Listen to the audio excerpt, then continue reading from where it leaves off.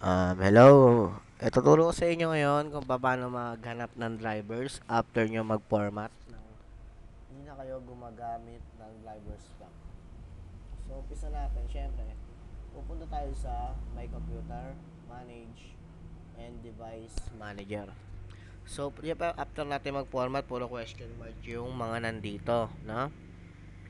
So, para mahanap mo yung drivers niya, example, question mark to, click mo siya, then details.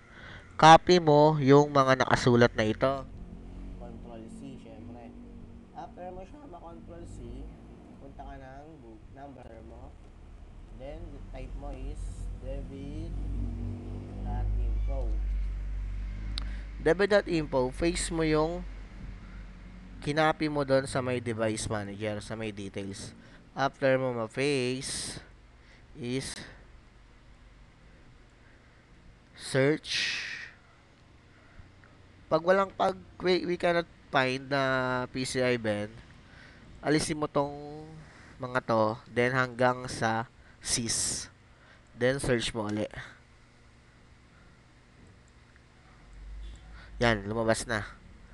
Then, makikita mo yung drivers mo dyan, updated pa. Diba? Yan, click mo yung Nvidia GeForce. Then, download mo na siya.